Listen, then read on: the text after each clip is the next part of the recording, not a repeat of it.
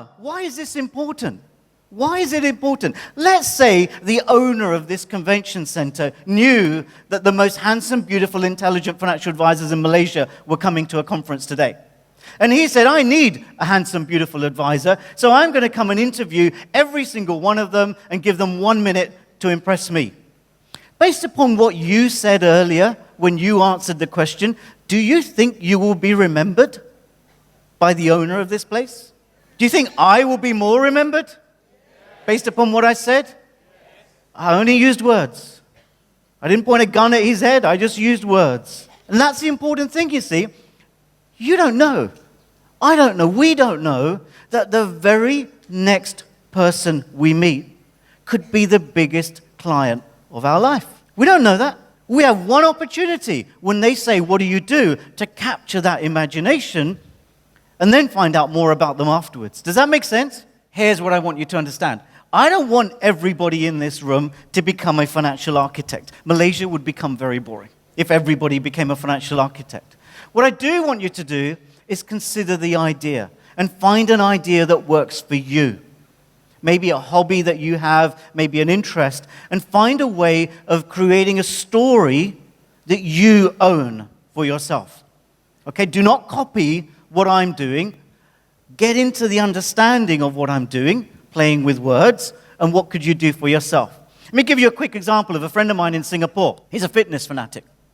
So he understood this, he heard my speech. He now has created his entire business model to be a financial fitness coach. And so when somebody says to him, what do you do? He says, well, look, if you go into a gym, when you look around the gym, there is so much equipment there that everything does something good, but you don't necessarily know what to use, how, and when.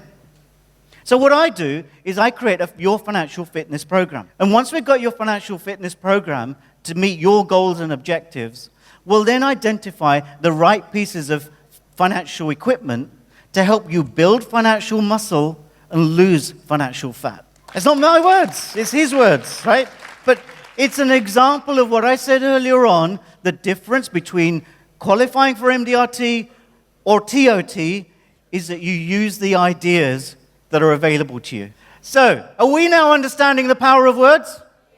Absolutely. So let's explore a few more ideas of how we could use the power of words.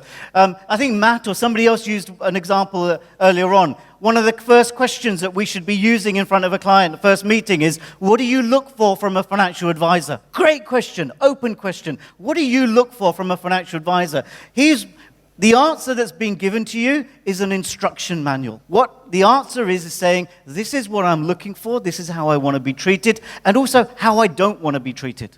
My past experience has been like this. They're saying to you, if you do this for me, we'll have a lifetime relationship. If you get it wrong like a previous one, it's over. It's a great open question. I start a meeting by saying to my client, my prospect, I want to see you before my competitors. And he says, yeah, sure.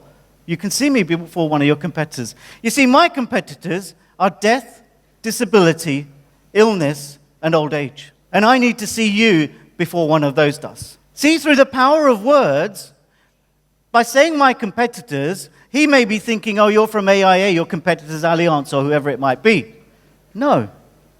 They're not my competitors. The people in the room, we are not competitors. These are our competitors. Each of us need to meet our clients before one of these does. Do you agree? So through a simple power of words, we have the ability to create the reaction that we want, the response that we want to create, to deliver the result that we desire. How could we change words every day in the kind of things that we deal with in our business? Has anybody here ever had a loaded or rated case where the acceptance comes back at a higher premium than you quoted? Anyone? Yes. Anyone? Yes. If you have not raised your hand, you do not sell enough life insurance. Has anyone here ever had a loaded or rated case? 100% of hands should be going up, except mine. In my 25 years in the business, I have never had a loaded or rated case. You see, if I apply for a premium, let's just say it was $100 a month, and the acceptance comes through, and the underwriter says, I want $150 a month, I go back to my client, and I say, John, good news! You've been accepted on normal terms for someone in your condition. Isn't that what it is? Really? Normal terms for somebody in that condition. Yet most of us go out and say, John, I'm really sorry. I did my best. But the underwriter decided to put the premium up 50%. Is that okay with you? Get out of here, he says. Does that happen? Well, isn't it our own fault if that happens? If we go out with negative language, we cannot expect a positive result. The fact that he got accepted is phenomenal. It's good news. It's just how we turn that rating into something positive is through the power of words by saying it's normal for someone like you. All my clients are very happy when I say this. And they all say, yeah, I get that, let's do it. Sometimes we have to use humor to diffuse a situation. So we may have a client who is, let's call it, overweight. And we know that when he goes for the medical, he's going to have a problem when they look at that scale of height and weight.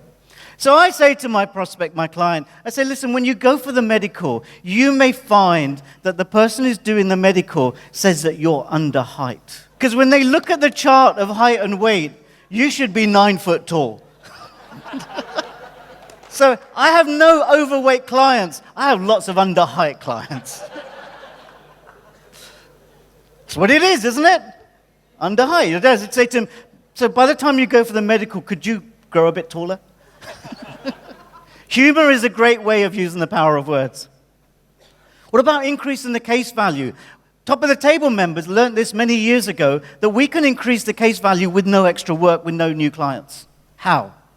When you get an acceptance, whatever you applied for, you get the acceptance, you go back to the underwriter, and you say to the underwriter, based upon the evidence you have, the information you have, how much more cover could you give my client without any more questions or medicals? Let's say you applied for $200,000. I'm making up numbers. The underwriter says to you, well, based upon what I have, without him needing more medical tests, I'll give him $300,000 at the premium for $300,000. So I go back to John. I say, John, great news.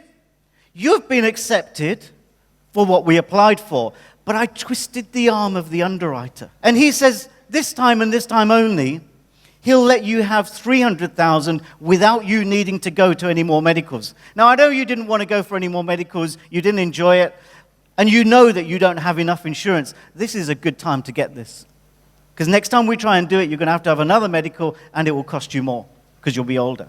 What do you think? 1 in 3 people will say yes, is my experience. 1 in 3 people will say that makes sense. Let's do it. What have I just done is increase my productivity by 30% just by asking. Did I do any extra work? No. Just being unusual, creative, adding value. So we talked about technology, attacking what we're doing. Technology can't do this. It's human reactions, human ability that can build value into a commodity.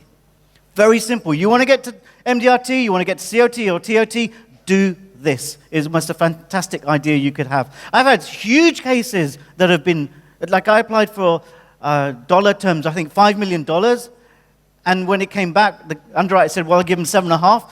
I went to my client with a quote for 5, 6, and 7.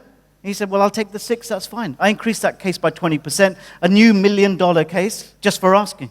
Now do this on a rated case, because that guy needs to buy now as much as he can possibly get, because the chances are he won't get it at all in the future.